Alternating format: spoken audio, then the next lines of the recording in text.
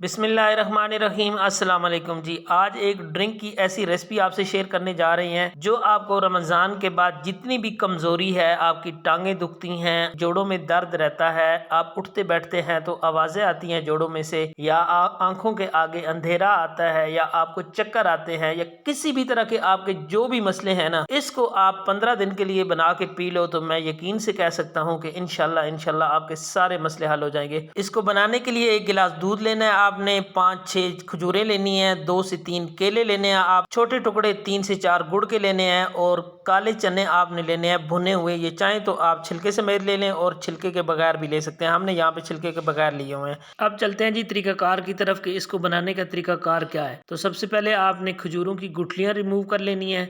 सारी खजूरों की गुठलियाँ रिमूव करके हम किसी मिल्क शेक वाले जग के अंदर शामिल कर लेंगे। अगर आप चाहें, आपके पास मिक्सी जार है तो मिक्सी जार में भी आप ये बना सकते हैं।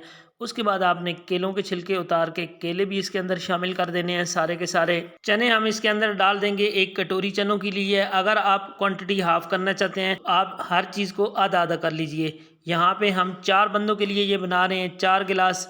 अगर आप 2 गिलास बनाना चाहते हैं तो इसकी हाफ क्वांटिटी आप ले सकते हैं। यहाँ पे दूध इस वक्त हम 1 गिलास शामिल कर रहे हैं, बाद में 1 और गिलास हम इसमें शामिल कर लेंगे। बस ये इसमें इतने इंग्रेडिएंट्स जाएंगे।